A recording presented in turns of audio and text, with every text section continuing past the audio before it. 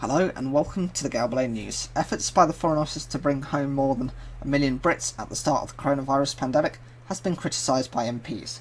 The Foreign Affairs Committee said the repatriation operation had been too slow, whilst advice had been misleading or confusing.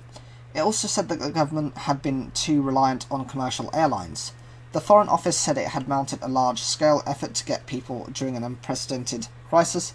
Around 1.3 million British nationals were travelling abroad at the height of the pandemic earlier this year. In a report, the cross-party committee said despite some notable successes, the Foreign Office was outpaced by events as the pandemic unfolded. Too many UK citizens were not provided with support they should reasonably expect to receive, it added.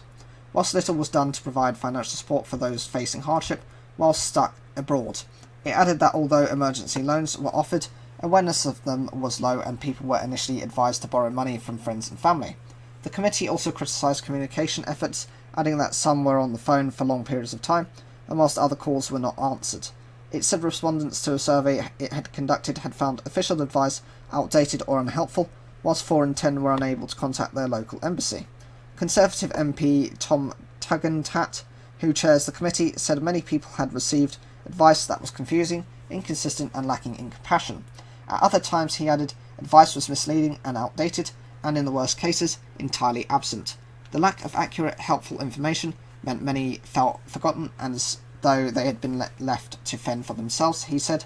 The committee said the government had placed too much reliance on flights provided by commercial operators to get people home. It found that countries which had instead opted for charter flights, such as Germany and France, had been able to bring their citizens home quicker.